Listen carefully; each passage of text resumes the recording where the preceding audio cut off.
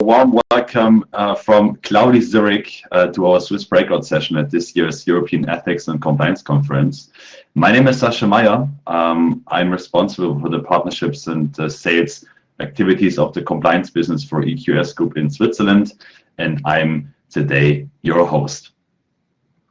Our session is titled 360-degree whistleblowing update, and we have exciting experts for our panel discussion. And I really would like to introduce our speakers now. Welcome Dr. Rita Pico, partner in her own law firm, Pico Rechtsanwälte AG in Zurich, specialized in corporate compliance. Since more than 20 years, Dr. Pico is advising on value-based corporate compliance, corporate governance, and conducting internal investigations. Next, we have Uli Hengartner, Head of Legal Corporate and Head of Group Compliance at Lind & Sprüngli International AG. Mr. Hengartner has more than 12 years of experience as an external legal counsel in M&A and corporate commercial, and as in-house legal counsel on international and local levels. Glad to have you in this round, Mr. Hengartner. Now let me welcome Serena Gut, Senior Associate within the Compliance, RegTech and Legal team at PwC Switzerland. Amongst others, Serena assists with the implementation of whistleblowing systems in international companies. Last but not least, a very warm welcome to Viviane Geri, Head of Compliance Europe Cluster and Switzerland at Sandoz Pharmaceuticals. Viviane Geri has over more than 15 years of experience, mainly in the healthcare business as external legal counsel, as well as head of legal and head of compliance for Sandoz on local and regional levels. Thank you all for being part of this panel discussion today. I'm very happy that you are part of it. So now let's have a look at the agenda for today's session. Following the official launch of the Whistleblowing Report 221, yesterday our experts discussed the key learnings of the report from a Swiss point of view.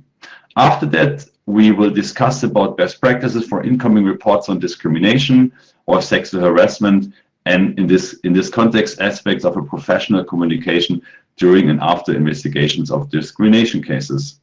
At the end, you have the chance to ask your questions to our experts during a Q&A session. As we have a packed agenda, I would say let's get right into our first topic. Following the Whistleblowing Report 2018 and 2019, it's the third time in a row that we, together with the University of Applied Sciences in Graubünden, Fachhochschule Graubünden, examine how companies detect and prevent misconduct. So what are really the main developments in general, and especially with a focus on Switzerland? Let's have a look on the key highlights and statistics. So like basically, as you can see also on this chart, in half of the Swiss SME surveyed, whistleblowers can report anonymously, while a good 60% of the large companies surveyed allow this. The proportion of Swiss companies accepting anonymous reports has fallen actually from 2/3 to just over 57% compared to the last report. So the trend seems to be that less companies allow for anonymous reporting. How do you see it, Rita?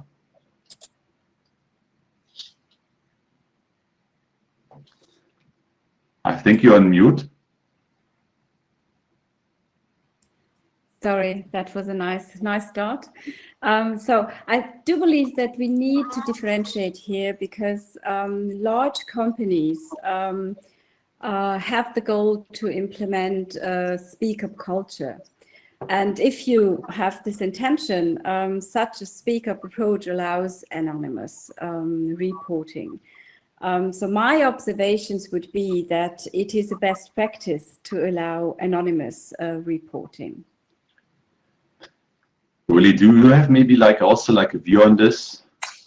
Yes, thank you. So I feel a little bit that in the US and other countries outside the European Union, anonymous reporting is probably a little bit more common and accepted. So for large international companies, they're usually offering, I think, the possibility of anonymous reporting, as you can also see in your report. And besides this, as a company, you're of course interested in keeping the barrier for reporting low. So we get to know of potential misconduct in the environment of our company. More hesitation, probably, I feel, to anonymous reporting is in Germany and France. But I think anonymous reporting is, in the end, probably the future, for at least for large companies. Great. Yes. So if we go to the next slide. You have an overview on like the different statistics from the countries.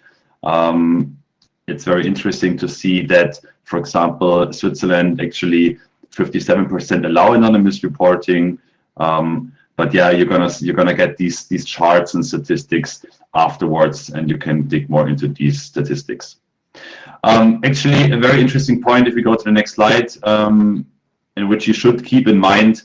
If you're not sure whether you should actually allow anonymous reporting, this is actually a question I get so many times. Checking the results of your whistleblowing report, not even 8% of the incidents reports received in 2020 can be classified as abusive. So that's actually a good sign that you don't have to fear abusive reports. If we go to the next slide, we also ask companies how many cases of misconduct, like illegal or unethical actions, were revealed in your company in 2020. If we check these numbers, compared, like companies with your reporting office received actually 34 reports. If we compare this to the number of 2 years ago, it was like 52. So the number of reports actually decreased. Rita, how do you see this number?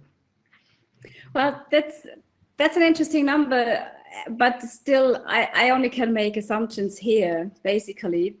I do believe that it depends very much on the quality of the implementation of available reporting channels.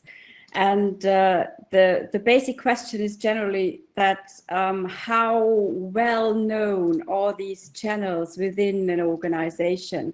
How well do these employees know what kind of channels are presented here in the organization? And basically, the other question is, how trustworthy are they? So if a company, for example, has 0 reports, despite the fact that they have various channels presented, then something is definitely questionable, and it is worth thinking whether the quality of the implementation was as it should have been.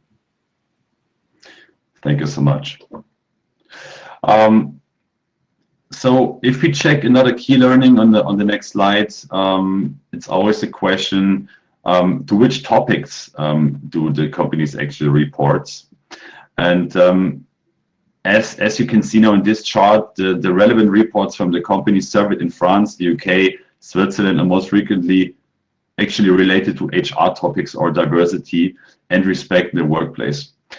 In addition to general HR issues, this also includes discrimination, harassment, and bullying. This is particularly true for large companies if you check the numbers.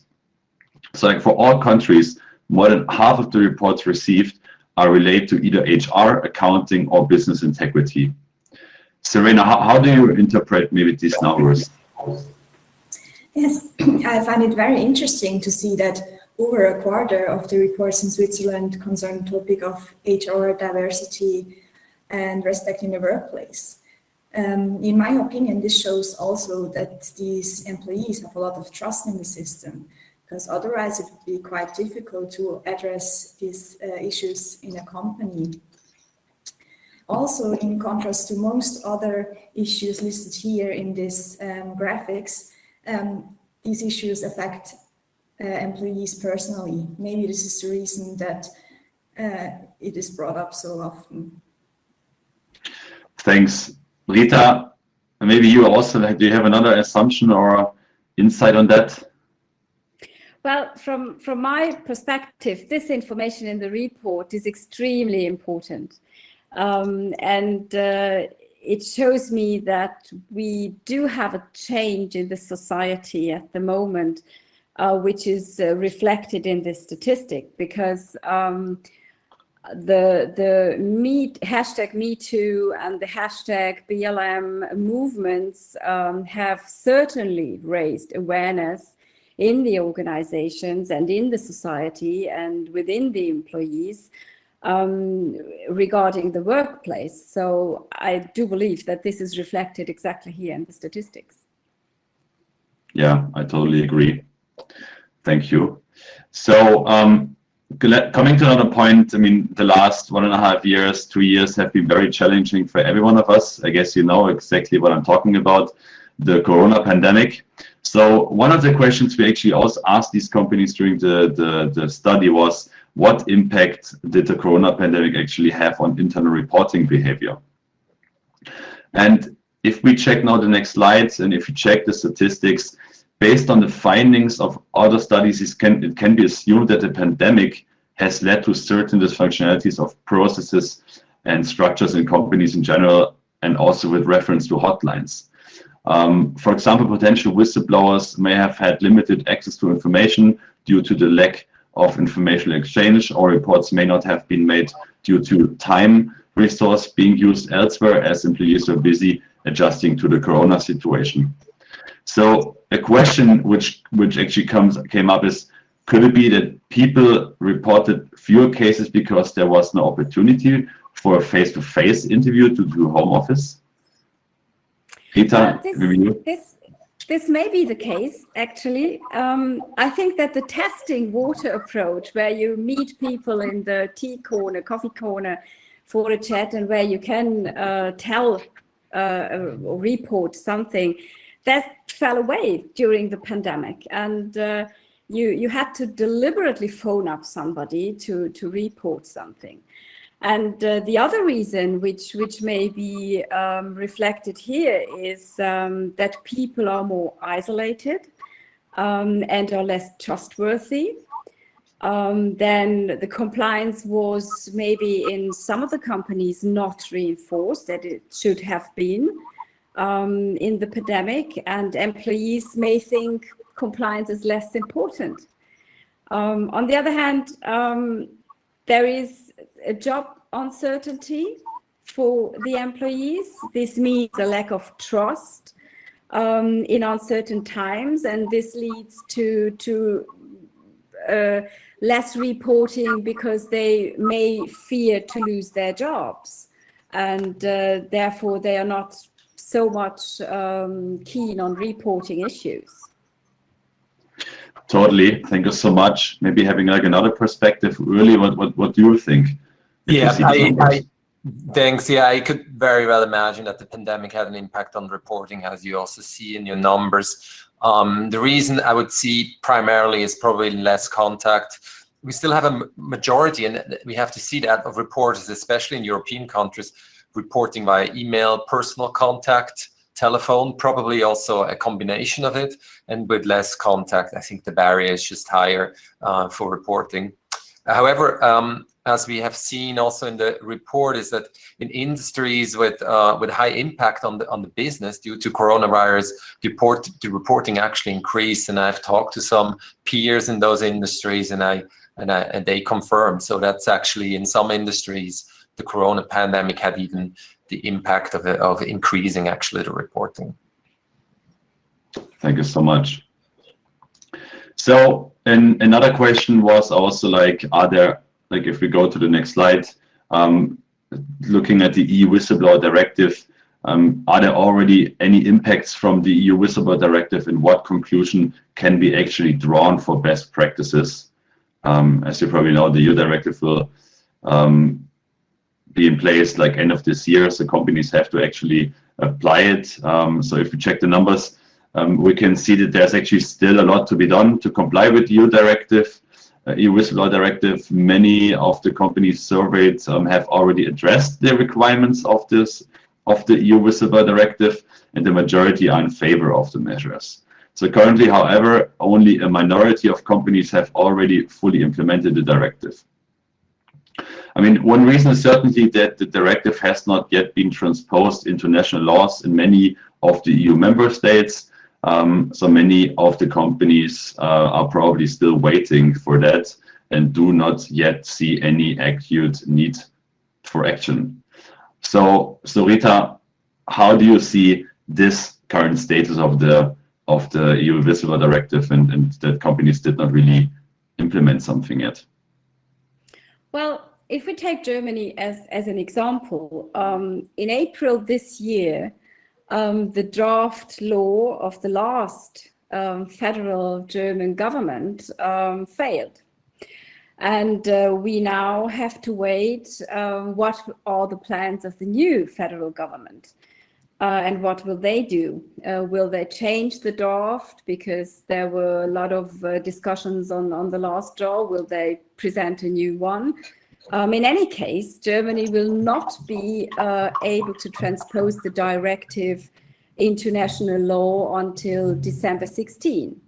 So although I think there will be no treaty procedure against Germany, because the draft law already exists, Germany needs to hurry in the next months. So this is one aspect in Germany. The other thing is that I do believe that despite the lack of national laws in various other EU member states, the companies should prepare for changes in their whistleblower system and closely monitor national obligations, national developments, national regulations which may differ from the EU regulation.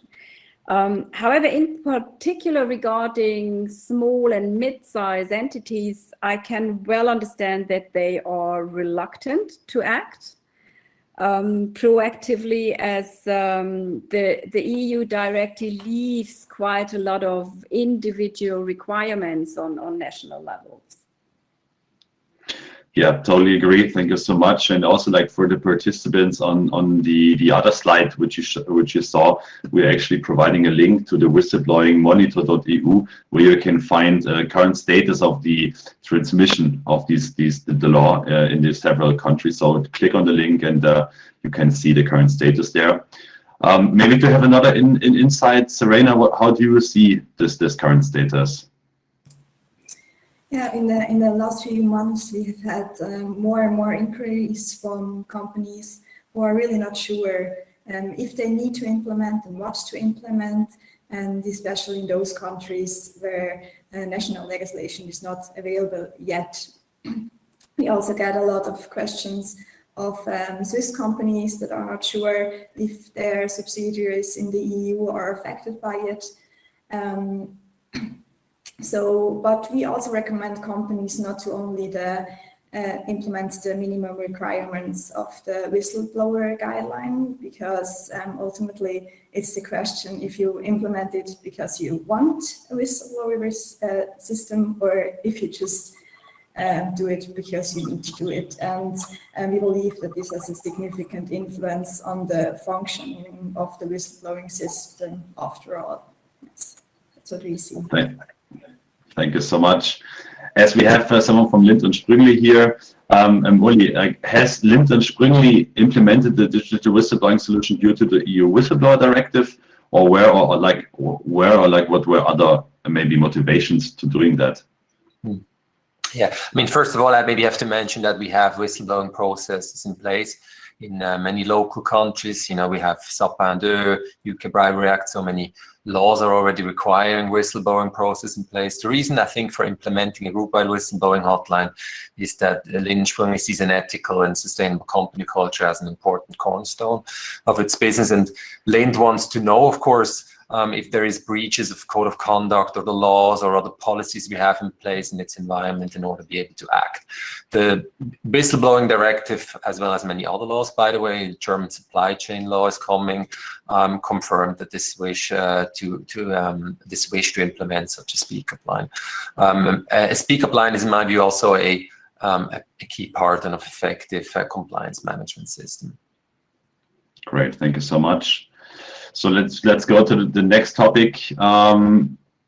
where we actually asked companies what are the most used reporting channels. So this is also the questions I get asked so many times: what reporting channels should we actually offer?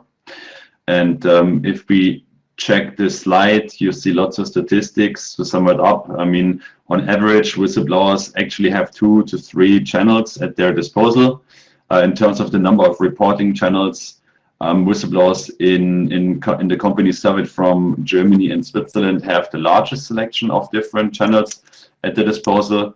And in both countries, around 60% of the companies surveyed have at least 3 different channels available. Viviane, it would also be great to have an insight from you. How do you see these numbers?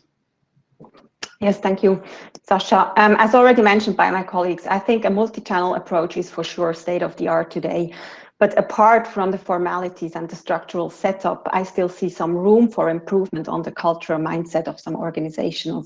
Actually, as a majority of the Swiss companies indicated to have implemented a reporting system in order to improve the ethical image of the company, while at the same time, also a majority of the companies don't even discuss to implement a reporting system, or will only implement a reporting system if it's legally required. So to be very frank, just to have the reporting lines, be it for image reasons or if it's legally required, is not enough. The success of a reporting system stands and falls with the cultural mindset within a company and the position from the top management that misbehavior is not tolerated. And I think the main reason to implement a reporting system is because it's the right thing to do. I totally agree with your last point. Thank you. Perfect. So let's go to the next point, next agenda point: best practices for incoming reports on discrimination or sexual harassment. In light of the study finding that reports on discrimination form the largest group of reports, let us focus on discrimination in the workplace. So a question here which I would have is like, what is so special about reports on incidents of discrimination? Rita, if you would maybe take this point. Well, first of all, the main difference with reports of discrimination incidents is that there is always at least one person personally affected. And this is different from the white-collar crime. Organizations must become aware that there is an employee in their workforce that is affected in the private and intimate sphere. So this is a huge difference. This has not only consequences for the affected employee, but also for the team who is realizing the situation they work with, and the entire workforce. So consequently, this influences the entire further course of the compliance process.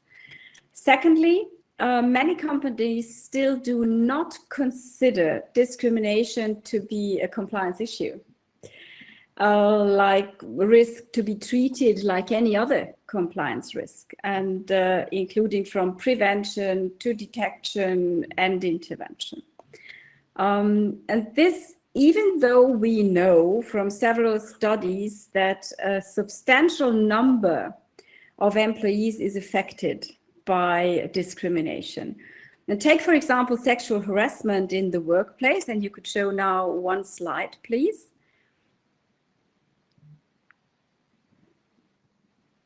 Yes, thank you. This slide shows clearly that within 1 year, about 1/3 of all female employees on average are sexually harassed at their workplace, at least once.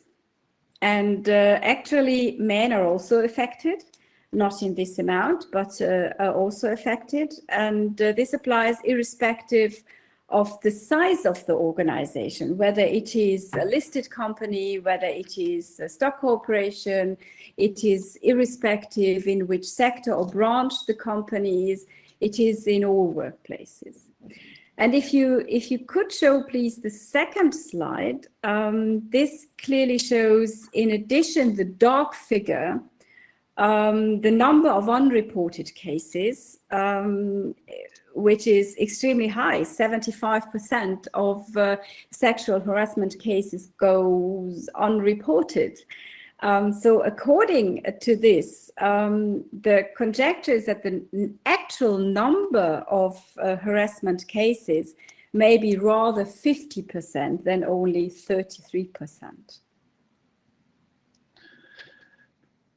Thank you so much. So basically following up on this, there is the question, why are there so few reports on discrimination in the workplace if you check the numbers in the report?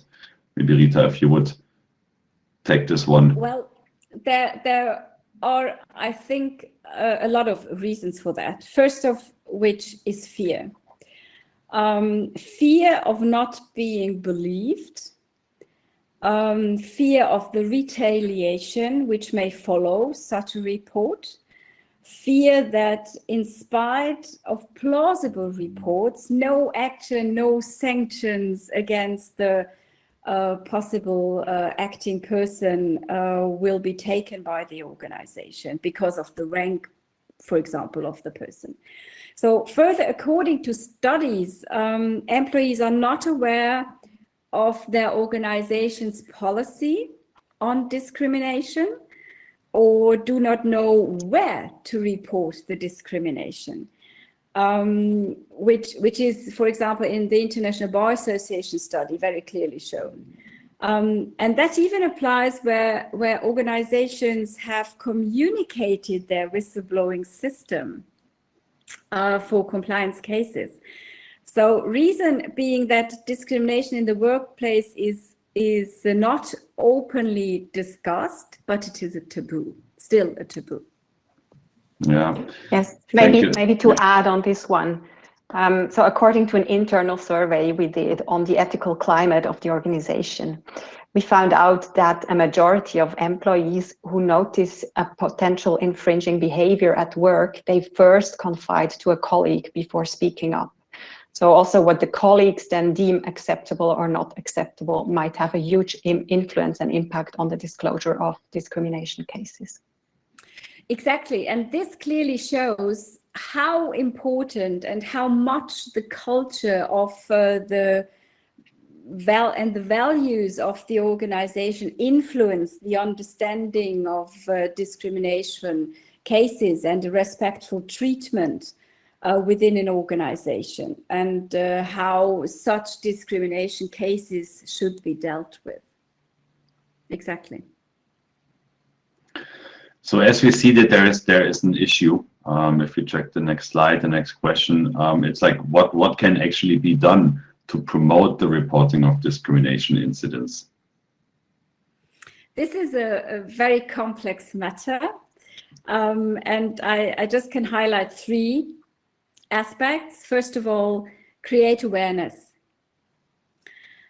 for the topic of discrimination in the workplace and on all levels, especially on the top level. So the Verwaltungsrat or Geschäftsleitung, management, supervisory board. Secondly, offer appropriate reporting channels. Such channels, and here we come back where we started, should allow anonymous reporting. Because as in my experience, most discrimination incidents are first reported anonymously. And at least in this first phase of the case, this possibility should be given. This gives you the possibility, especially if you have a reporting channel which allows the anonymous reporting, that you ask a question and you get into a dialogue with the reporting person. And then in this dialogue, you have the possibility to build up trust with the reporting person and eventually convince the reporter to disclose his or her identity. which is actually always crucial for an internal investigation. And the third one is clearly in discrimination cases, a zero tolerance policy.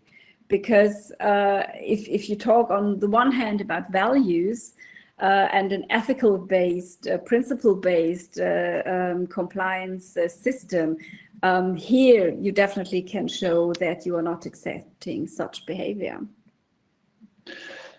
Perfect. So you mentioned that the dialogue with the reporter is an important aspect. I mean, in more general terms, are there any specific aspects regarding the communication, not only with the reporter, but in general with different persons involved in a discrimination case and the workforce as such?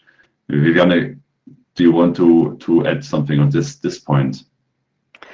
Yes, sure. So let me focus on maybe three aspects. So first, due to the very personal nature of these cases, confidentiality is crucial at all stages of the investigations. So only those who need to be involved should be involved. Secondly, I think the protection of the reporter is essential, and also a transparent communication with the reporter is key. The reporter should be informed about timelines and the general proceeding, and he or she should be kept in the loop on a need-to-know basis. For example, when the investigation is taking more time than expected, then the reporter should be informed. And of course, then there should also be an information about the closing or the outcome of the investigation.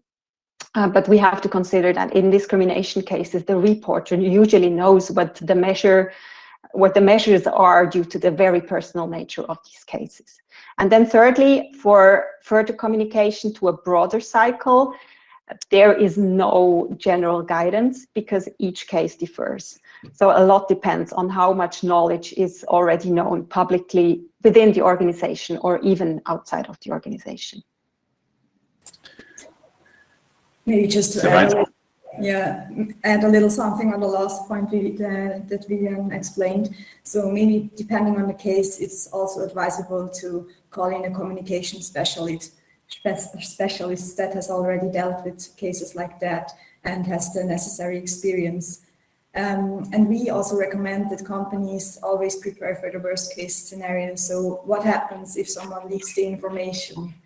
And it should be that you can pull out the reaction just from the drawer and do not have to think about it for weeks.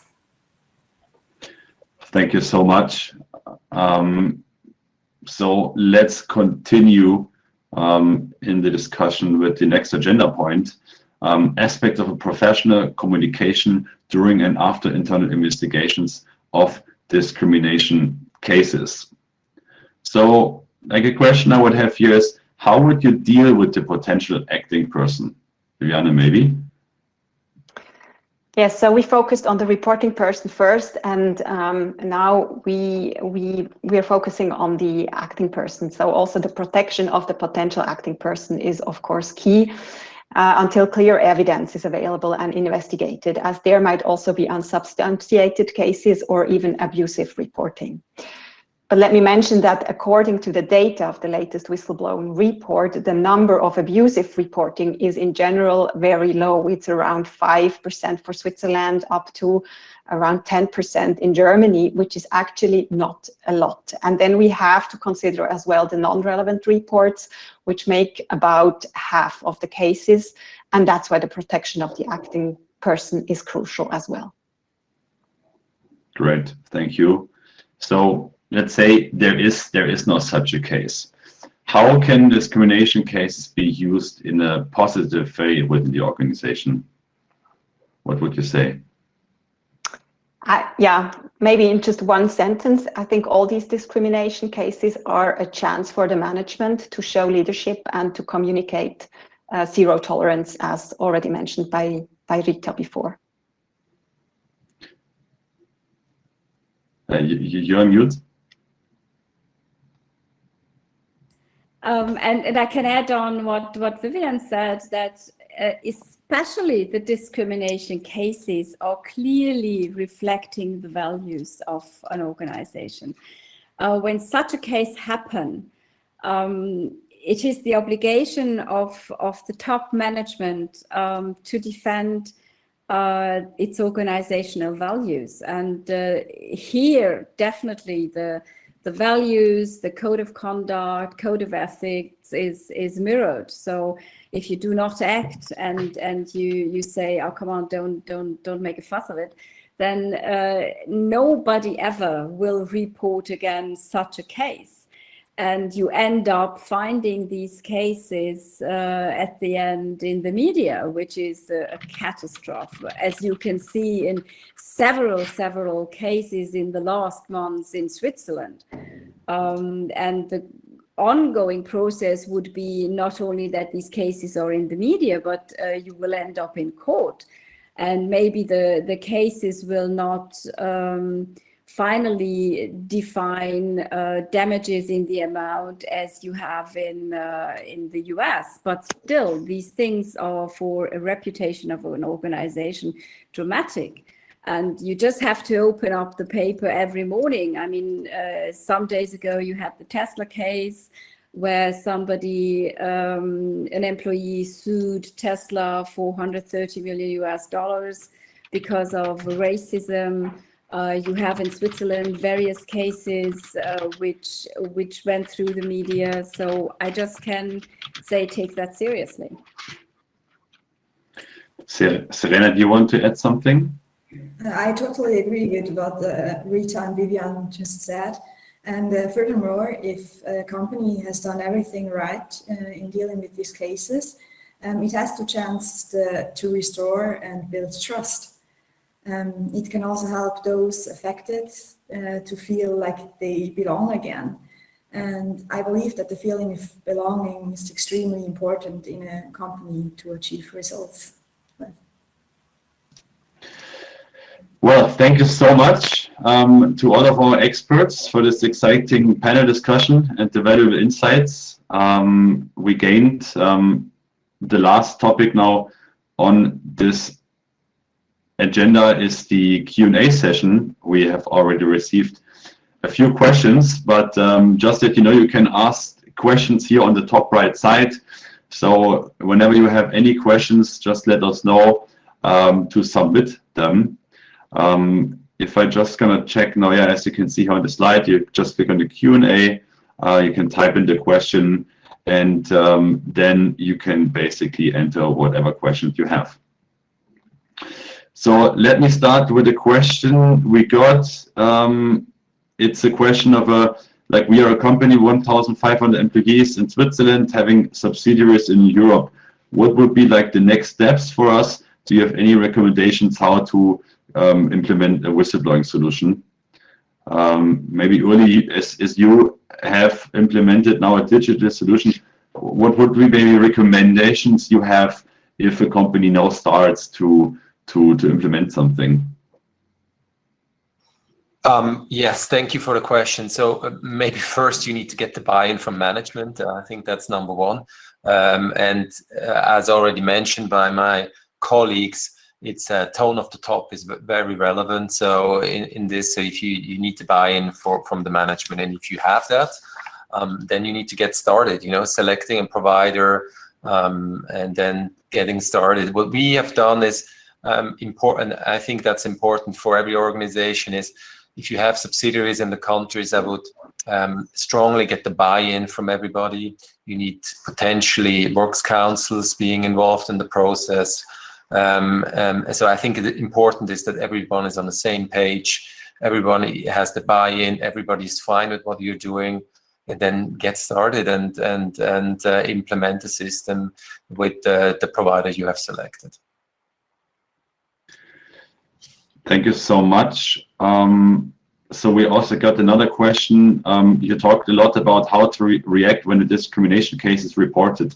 But what are, in your expectations, the most important and effective steps to raise awareness to keep discrimination from happening?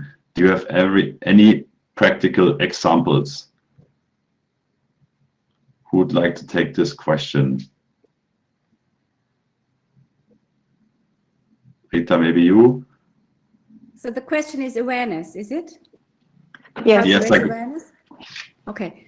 Well, as I mentioned before, I think this all is getting into each other. So you need to start with the values. What are define these values? You need to build up this awareness in the way that you talk about this. You openly talk about these issues.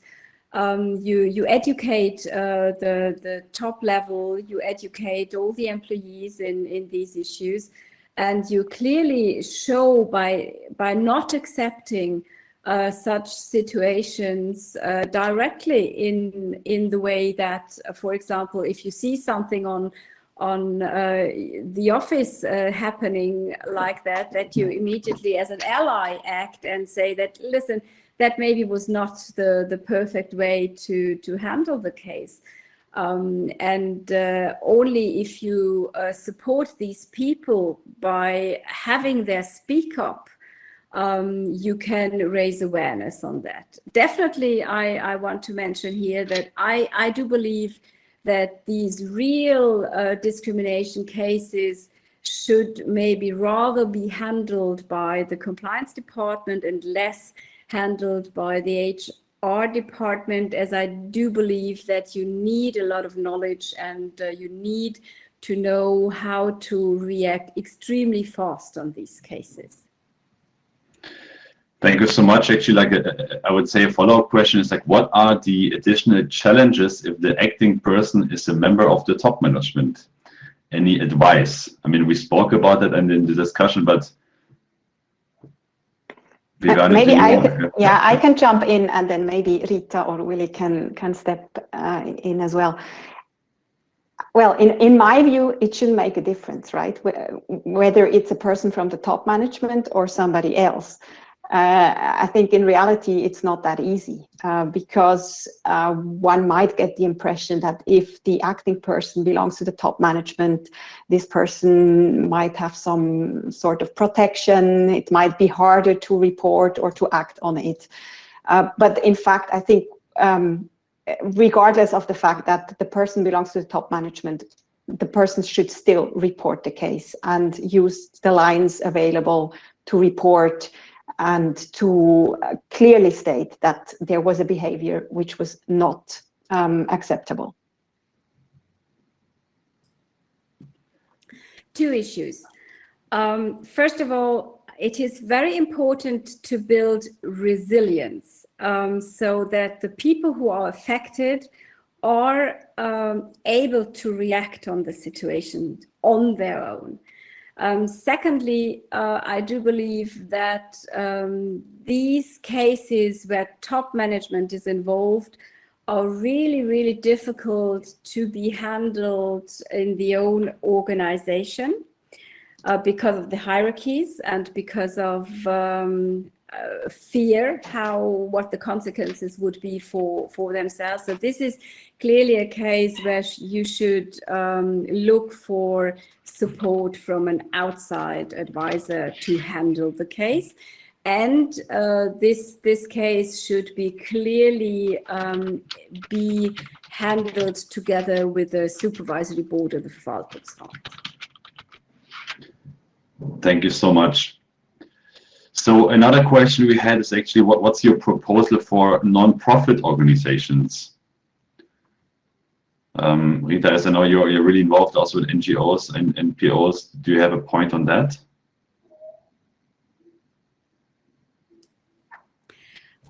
Shall I? Yes. Okay. I think this branch, this sector is very, very special because it's in this non-profit organizations sector, we had in the past years a very big number of sexual harassment cases, and there is a huge list of organizations who were involved in such cases, and they are maybe much further with developing this awareness, like maybe the profit-organized companies.